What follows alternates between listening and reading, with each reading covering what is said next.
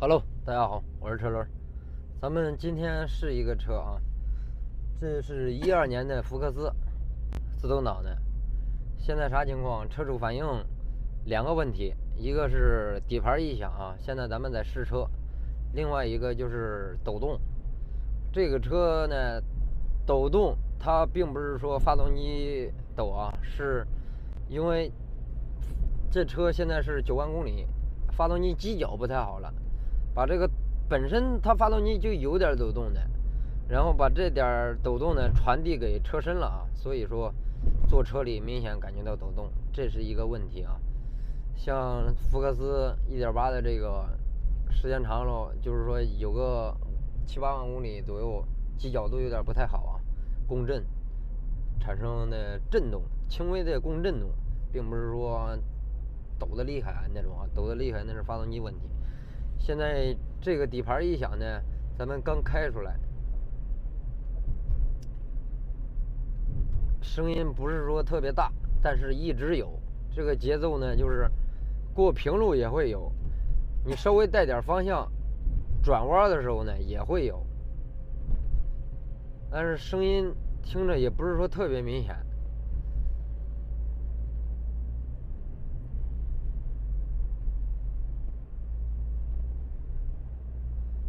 平路上基本上有的时候很少啊，大多数是在这种鹅卵石路面，就是高突不停，也不是说特别大的坎儿那种，高突不平的，就是凹凸不平的路面，然后节奏越快，它就勾越多啊。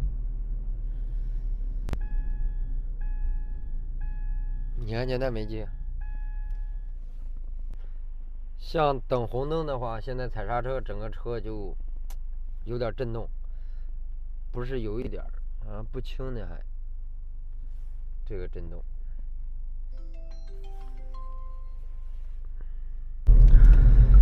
这个声音你带点方向，现在咱们到转盘这儿转这个转盘，它就比较明显。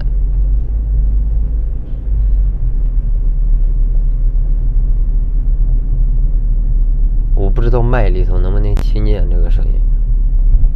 应该听不见。你听见了没？应该听不见那个声音。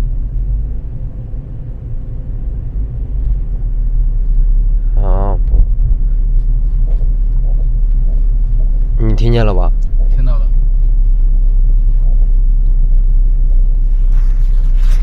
把这个麦放那儿比较明显。不一定。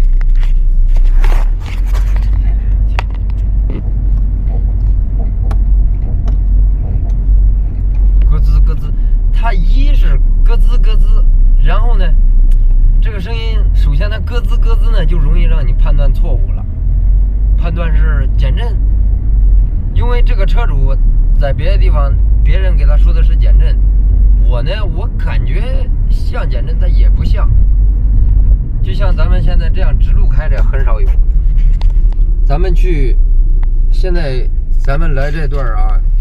不能说它是封闭路段，但是没车啊，一天过不了几个车，整个马路上没什么车。咱们去摇这个方向盘，整个车身让它这样错的话，它也会响。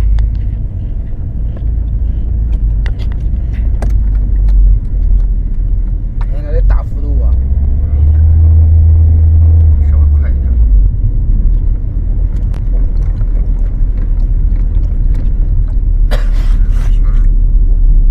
拿着。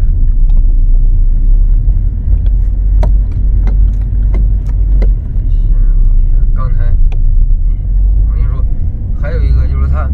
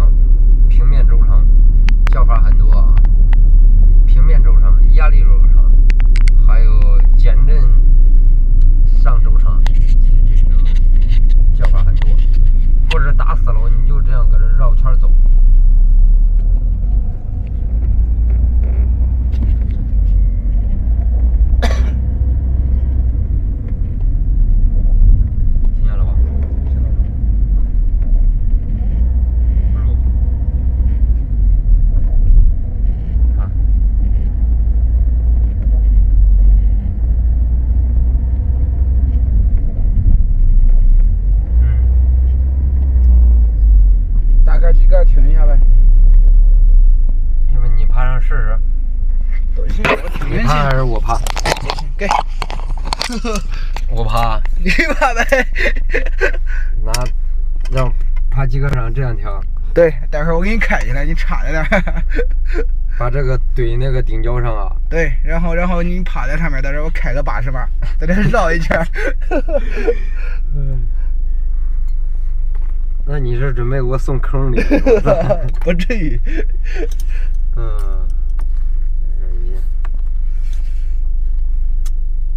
这玩意儿不适宜用在这个场景，直接趴那儿听，要不？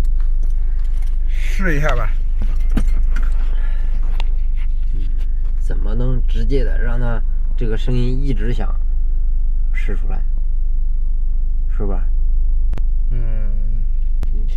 这玩意儿，你要是说左右摇的话，我操，我怕我趴那儿给我摇下去了。那就原地打转呗。原地这样转呗，甩呀。甩，原地转呗。你这个车共振就是厉害，哈啦啦震的哪都震。就那犄角，特别是那个正时犄角。哎，你开我来听。为了你的以后的幸福，我来冒这个险。放播一批。我来冒这个险。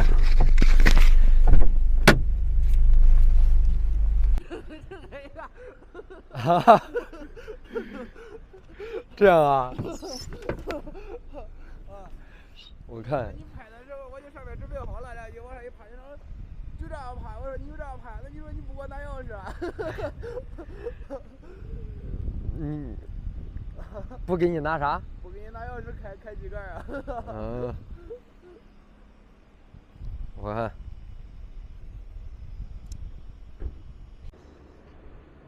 怎么拍呀？就这样拍啊？啊？你不趴机盖上吗？拿钥匙啊！拿钥匙把机盖打开。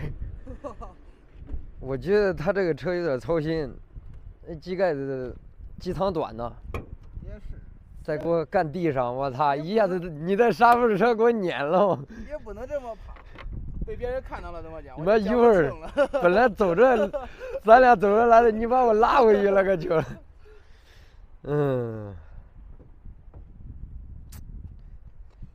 还是那啥吧，我先坐车里听听吧，坐车里开窗户。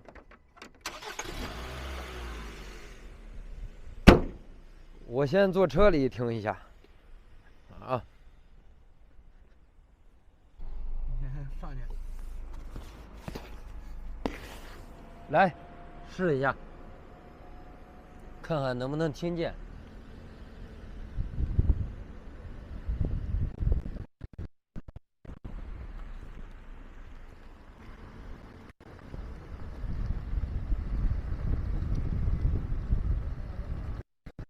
听见了？听边上吧。我外边啥也听不见，风噪太大。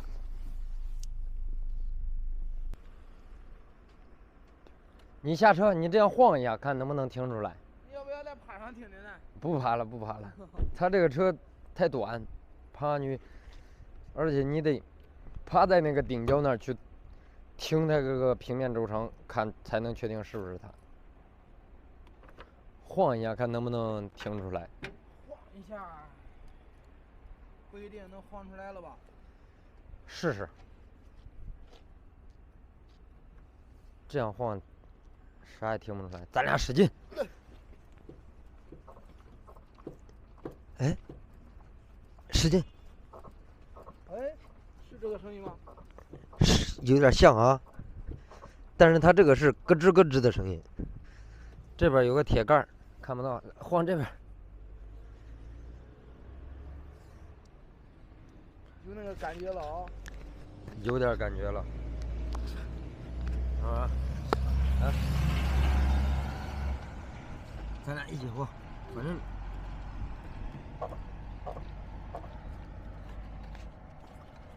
来，再晃。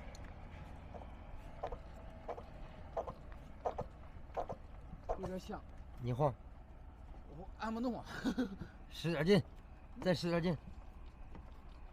来，我站这个位置，我再晃晃它。来。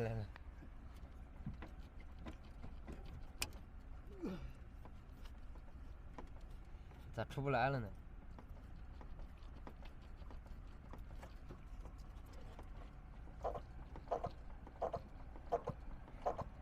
就这纸板，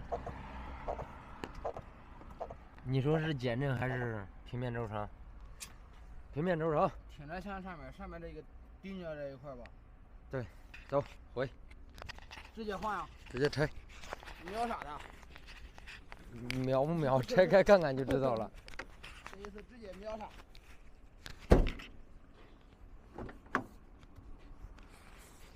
现在咱们这个平面轴承呢已经拆掉了啊，这个是新的，我手拿这个，它非常紧。这个旧的呢，一是油已经漏了，去转的话它发涩，就是咯咯噔噔的那种，然后有矿量。现在咱单手拿晃不出来，它有矿量。这个是它的顶胶，顶胶呢我一起连着调回来了啊。刚才那个拿的顶胶旧的是个带轴承的，这个不带轴承，可以看到它压扁了。新的呢，它是比较厚的，其实不换这个顶胶呢也可以，但是顺便咱们拆开了就一起调回来，因为减震是没任何问题。这个现在咱们这是没有分体的啊，这是顶胶和轴承连一起的旧件啊。咱们这样去转它，它有涩，非常涩。听到这个声音了吧？刷刷的，这个会有什么影响啊？它会方向盘沉，就是说你如果说感觉方向比以前沉了，这个也有可能会造成啊。还有一个就是它矿了，知道吧？这个矿量就会导致上去之后，哎，过那种小的戈丁路，然后哎出现那个异响。所以说甭看它是一个轴承，就这种轴承爱出现异响，为什么呢？它是塑料的上下。平面轴承分很多种，有这么小的，也有这么大的，特别薄的，就是薄的怎么说呢？薄溜溜的一点，中间夹着小轴承、小钢珠啊，然后薄溜溜的一点，大的那种不爱坏啊，爱坏的就是这种厚的塑料的，还有一个就是圆的，就是圆的那个轴承呢也爱坏，因为它是一个像韩系上面装的那个圆的轴承比较多，像美系上面装的福特啦什么的装的这种平面轴承比较多，然后那个法系装的那种薄薄铁片的平面轴承比较多，薄铁片那个不会出现异响，但是它会导致方向盘沉啊，因为那玩意儿里头碎了之后也是转着发涩，但是它不会异响，因为它太薄了。像这种还有小的圆的固定在减震丝中间那个也爱出现异响，就这么个东西导致的啊。现在是完全没那响声了啊！其实一出门一过个坎儿，拐个弯它就能感觉到整个开的底盘的感觉，它就跟之前不一样了。你别小看它这两个平面轴承，它的作用相当之大。就是说它有点问题，这整个底盘也是感觉到一种散的状态，因为它的支点很重要。现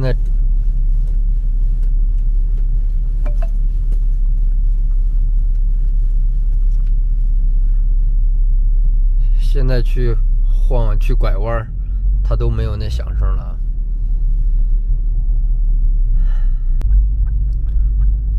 机脚改天再换，今天把这个解决了，改天换机脚。现在咱们回去，咱们先把这个配件多少钱确定了。我刚才光拿了配件，没问人家多少钱，这会儿好收费呀。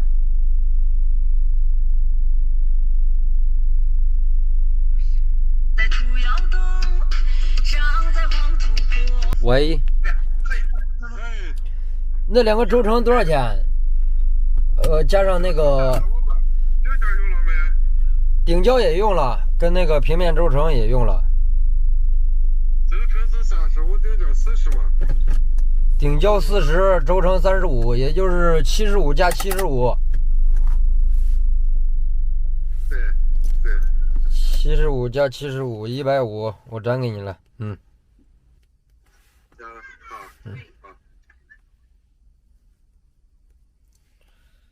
换了2个平面轴承，2个顶胶，就是减震的顶胶，那个压的有点变形。减震是没事儿，减震没有漏油，压力也还可以。啊。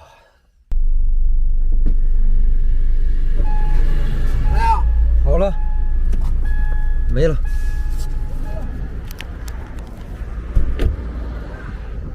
没了。我钱没了，400块钱一共。我转你微信了。好，我一会儿转微信。行。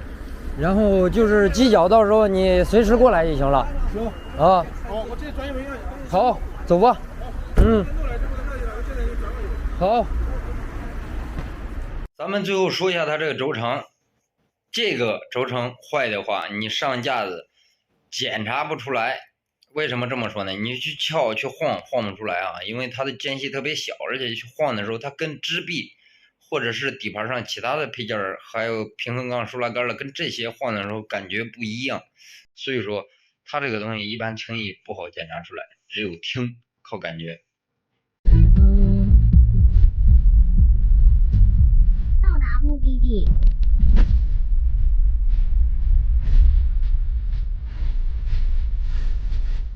到达潼关蓝钻大酒店附近，目的地在您右侧。兄弟们，我们到了，大家准备好下车吧。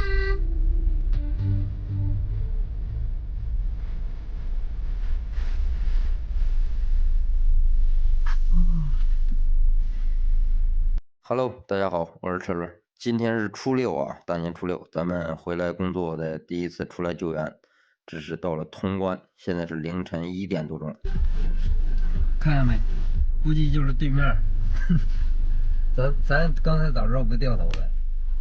这对面那个2V4，你说丰田，前面这大门楼子真他妈漂亮，这灯光打的。还得掉头再过去，然后给车主打电话。估计这会儿搞不好睡着了都。蓝钻大酒店对面，谁说丰田它不坏的啊？坏一次它修起来也不便宜啊。哼。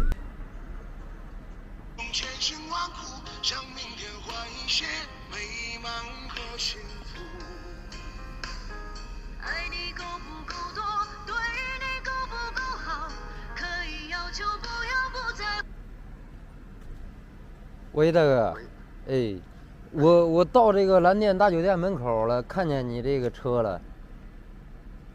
你稍等一下，我下来啊。好，你下来。这是一个16款的丰田2V4荣放，是什么情况打不着？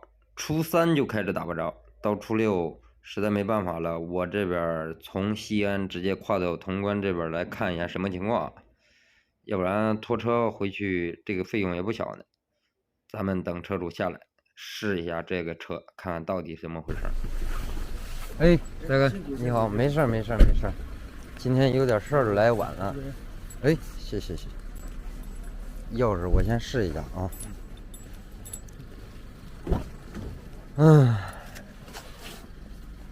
这17年的车，现在6万多公里。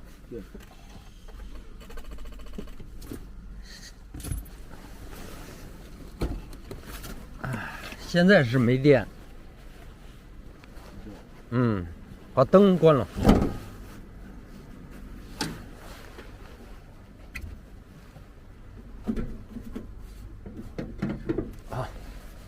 我先把电打上。你来这边玩来了是吗？你今天真不回来，我真给你开个房去。不开，我得回。我先看能打着开回去最好，知道吧？先看啥情况。哎呀，我这给你打电话呢，我说别打了，直接过去吧。这人放了几天了？放了几天了，就这问题。打不着，本来需要拖呢，我说你再拖到修理厂，肯定我到修理厂修。对，我先打一下看看。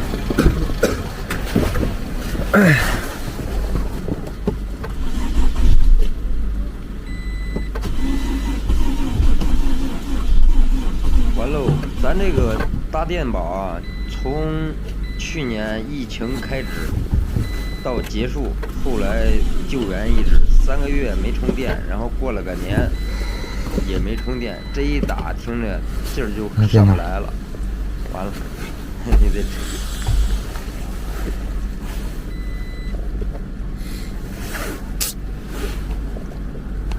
这我想个来说拿的大显的，电是不行了，是个备用电源，电不多了。此时咱们先拿电脑读一下它的故障，现在读到的这个故障啊，是一个启动功能故障。把咱的电瓶拆掉，一验。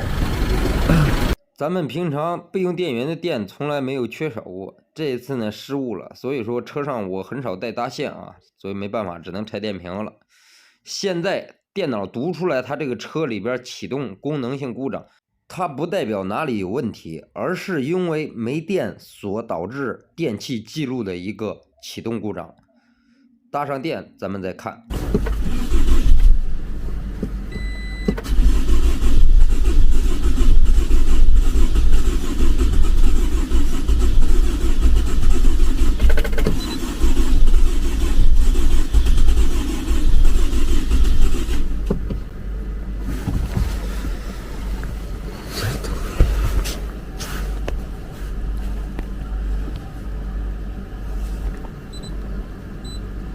咱们把我那小电瓶连上，虽然说电不多，但是也能足够给它带起来，但是还是打不着。咱们继续读故障，还是这个启动性功能故障，咱们给它清除掉，肯定还是打不着。我跟你说，咱们就直接给它特殊功能里边把一些学习，现在节气门给它学习重置，然后重置记忆，只要这个特殊功能里边有这个功能的车型啊，必须给它。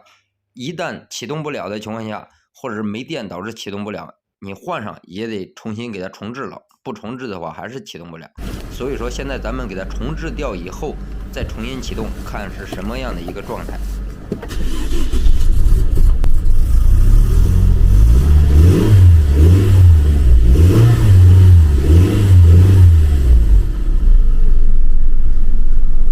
现在为止，咱们的车虽说成功启动了啊，但是问题点还是没找到，到底是什么导致车打不着的？咱们还得询问车主到底是当时什么状态。以前这个发动机故障灯亮过没有？亮过，亮过。他给你，我跟你说的就是那个油门踩到底都上不了1500转，然后也不熄火。我一熄火直接车一锁。他自己不熄火吧？不熄火。一熄火，然后再重新打着就没事了，就没了。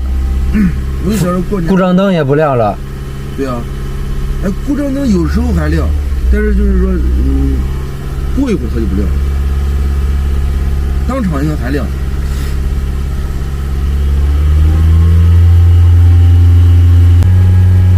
电瓶出现过没电没？没有，就是疫情不是那12月份刚解封的时候，解封的时候，就那一天我出去溜了有个，就是10分钟左右，直接就给不上怠速了，给不上速度，然后我开着，溜了有个500米吧，我停到路边，然后随便找了一个修理厂，然后也是人家给我那个发动机故障那个码一清就行了。他当时说什么东西了吗？不知道，人家说我也听不懂，他说要换啥，然后我就印象中我说的是，那是不是因为我6万公里保养的时候我记得我没有换火花塞，但是好像收费收的时候说给我换了火花塞了，然后我说是不是火花塞的问题，就一直没时间看，没时间看，我说那算了，我就年后这不过完年以后再去修。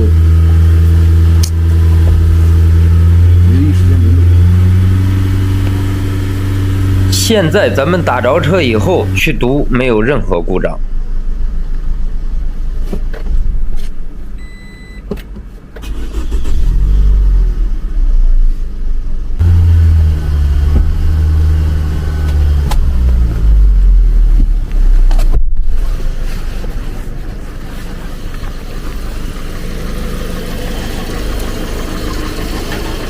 把咱这个装上，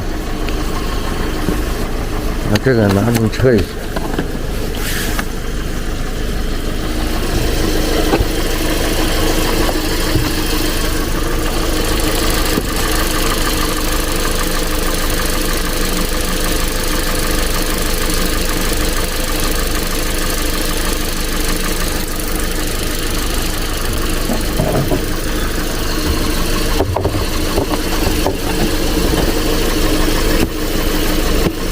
你看啊，你停这儿，当时已经是加不上油的状态是吗？不是，就是正常熄火停这儿。不知道。那天是我去喝酒，就是别人开我车把我送过去，然后是过了一会儿，我老婆就开，就给不上油了。就是说，停这的时候已经给不上油了。停这应该没事。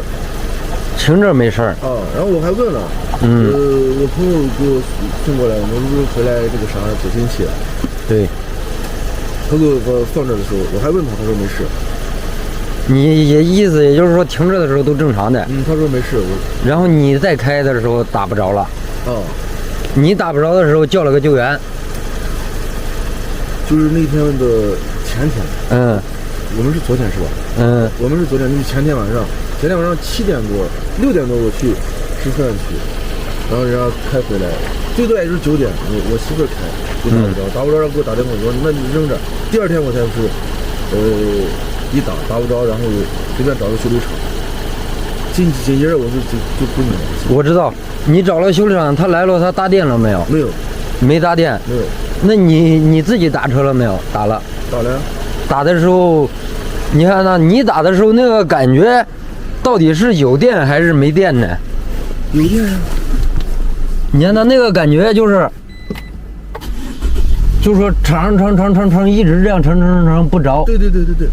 然后不像是我刚才来的那种一点哒，就是刚才那个感觉。刚才我那种感觉。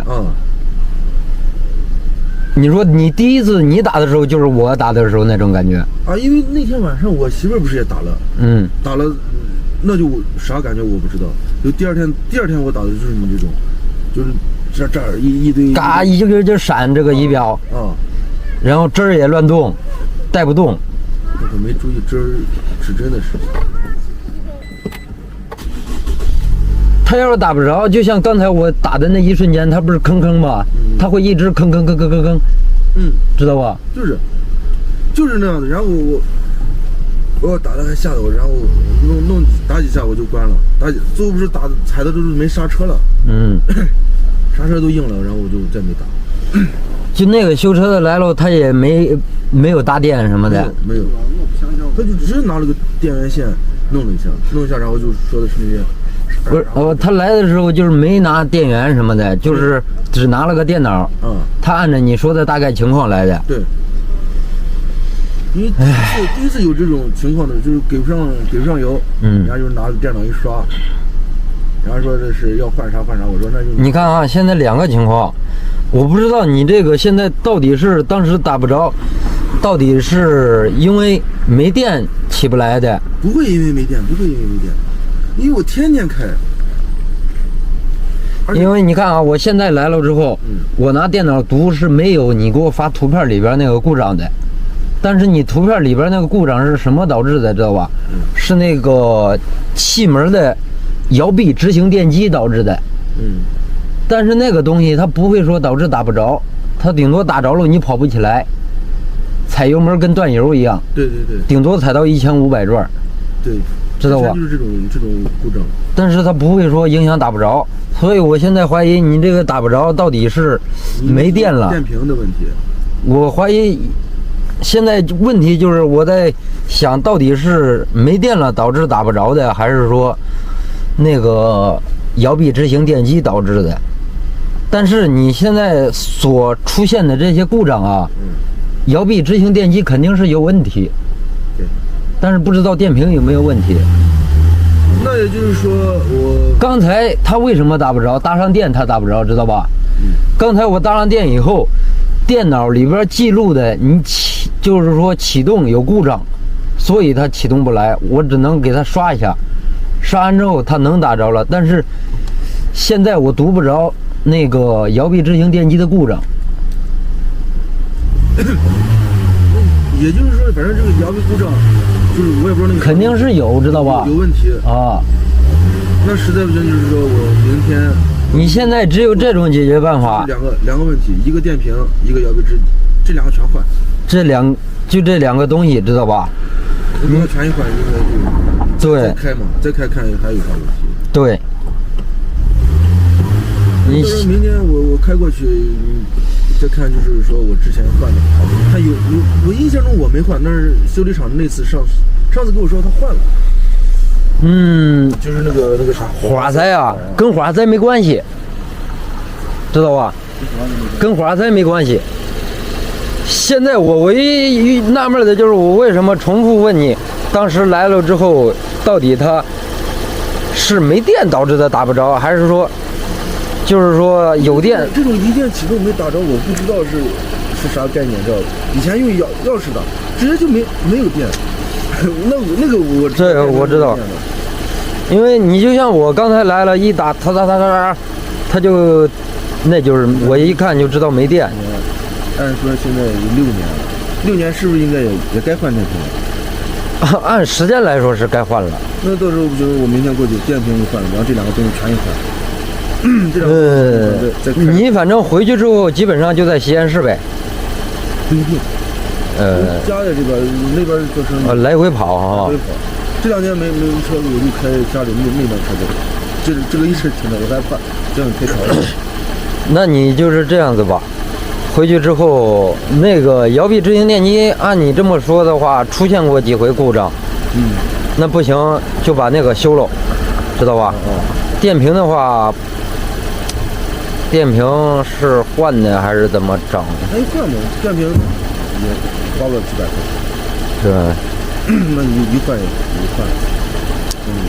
行吧，反正现在能打着，不耽误你回西安，你就啥时候回去啥时候整呗。那我就明天啊，明天过去，你就明天你回家。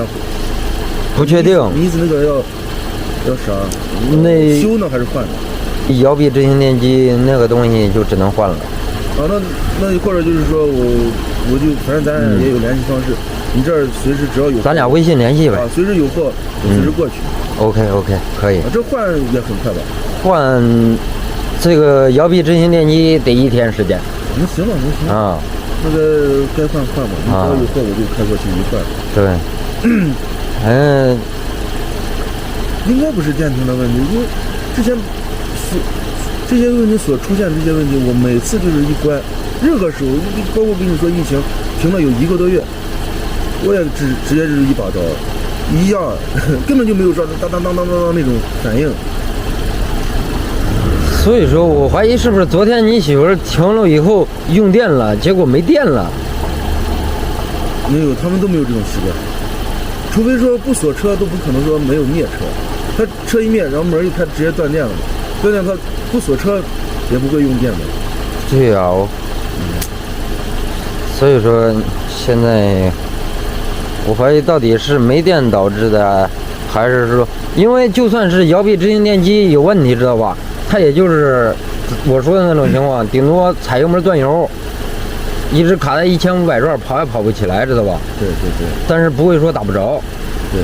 但是你现在说打不着这种情况，我来了呢一点它就是没电，帮上电吭，但是起不着。那时候它起不着，已经是显示没电，记录了没电，知道吧？对。所以说启动不着，给它清除掉以后重新匹配一下，然后就能打着了。但是现在所以说的就是这个问题。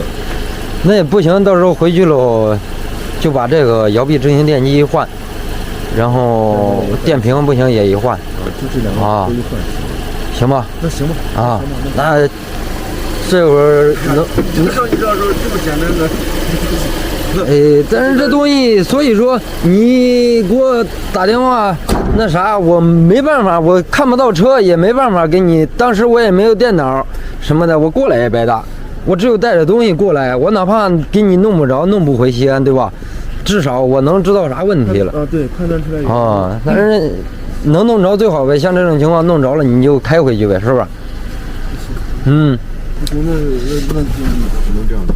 对。以前一直都这样，一下就按一下就行了。对，我跑一会儿试一下啊。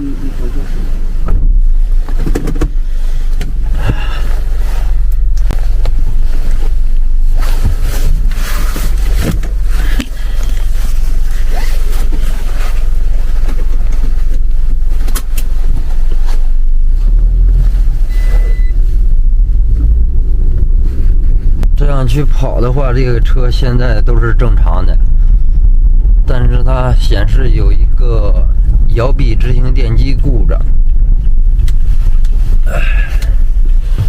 是之前它读出来的，再加上它这次被救援，被这边救援读出来的，当时一个拍的张照片给我看的，但是我觉得那个东西不会影响打不着车的情况。现在跑着感觉都是正常的，所以说现在处于两个问题。这次有可能是没电导致的，然后那个摇臂执行电机的故障呢，还是它那个故障，跟这个应该是不沾有关系的，所以说现在只能先给它。现在没有任何故障，我是取不到任何故障的，但是它跑着的时候有时候会出现故障，再读的话就是摇臂执行电机的故障。这个摇臂执行电机不便宜呢，这车的。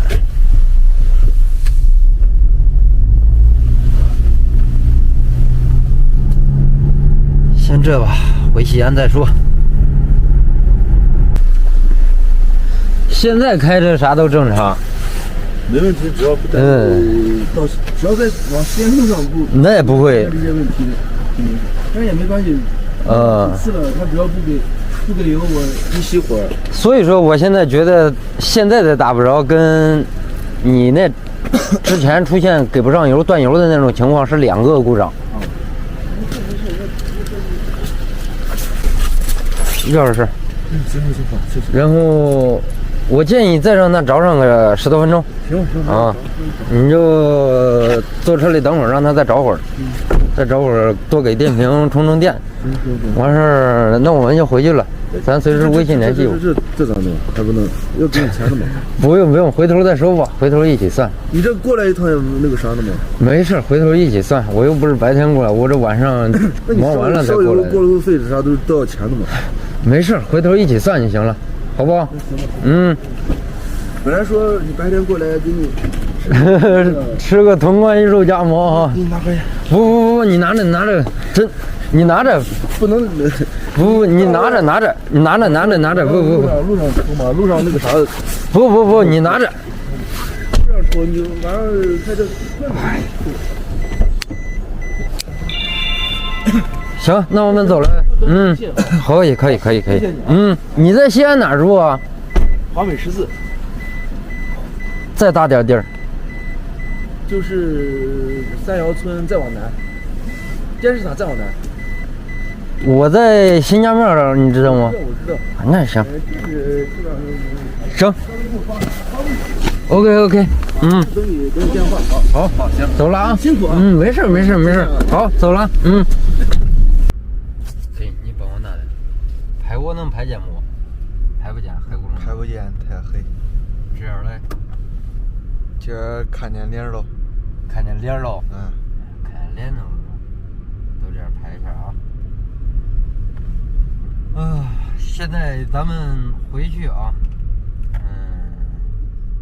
他这个情况啊，就是我刚才说的，现在我不知道到底是没电导致的，还是说因为它这个里边存在一个故障，就是摇臂执行电机的一个故障，这车也容易犯这个通病。但现在问题是，怎么走呢？一会儿导航。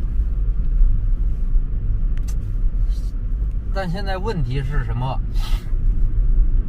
那个故障它不会导致打不着，但是它现在出现的这个故障是没电，就是说我来了以后，它这个是没电导致打不着的。一没电以后，它会出现一个启动故障，出现启动故障以后，你帮上电，它也是打不着，必须得，就是说电脑清除一下故障，没有那个摇臂执行电机的故障，我读取的时候。只有一个启动故障，没有摇臂故障，所以说，就算是有摇臂故障，它也不会说导致打不着啊。所以我怀疑这次打不着是没电，但是跟那个摇臂故障完全的没有关联。所以说这是两个故障，一有可能是电瓶当时停那以后不太好了，然后导致一点电量不多了，导致没憋着，然后越打越打不着。但是那个修理厂呢，他只拿了个电脑来了之后，首先他没有拿电源，拿电源的话，他当时去了肯定得帮一下，结果不帮呢，就直接读取出来有摇臂执行电机的故障，他就告诉他是摇臂执行电机所导致的打不着的，需要换那个东西。但是我现在没配件，要是我呢，也不能说要是我，不知道人家当时是怎么读取的，现在所以说这个点这儿。所以这现在是两个故障点，有可能是要么是电瓶有问题，要么就是人为导致亏电了之后打不着了，记录的一个启动故障，然后导致刚帮上电也不好打，所以说清除一下，一把就着了以后也没有任何故障，开着也正常。咱现在先回去。西安，兄弟，我已经等你多时了，来吧，今天由我来为你导航。1小时36分。我是你的好兄弟小短短，全长128公里，大约需要1小时37分，预计凌晨3点48分到达，共有4个服务区。前方掉头，即将掉头。